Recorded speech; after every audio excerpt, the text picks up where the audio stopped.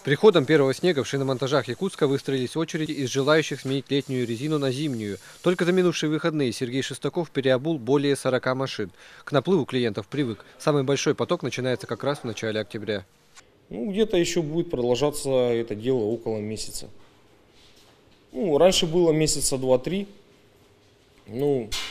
Сейчас в связи с тем, что шиномонтажей в городе много, сейчас это все делается быстрее.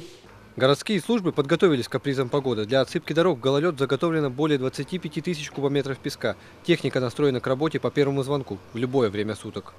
12 единиц техники на подсыпку пескачей. В общем, собственно говоря, за мной находится накопитель песка, которого в течение лета мы гуртуем, перемешиваем, сушим песок.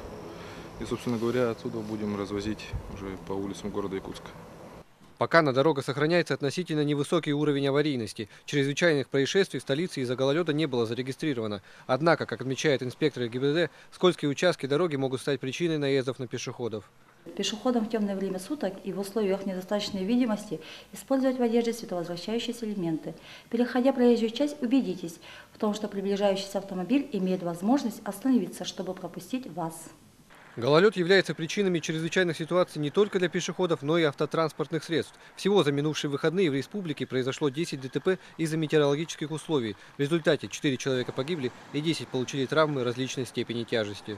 Яркое солнце уже растопило образовавшуюся наледь, но в ближайшее время синоптики прогнозируют небольшой снег, что вновь превратит городские дороги в каток. Сотрудники госавтоинспекции настоятельно рекомендуют всем автолюбителям быть предельно аккуратными и внимательными на дорогах, не превышать скорость движения и соблюдать дистанцию между машинами. Фултан Лареса, Василий Соловьев, Вести, Якутск.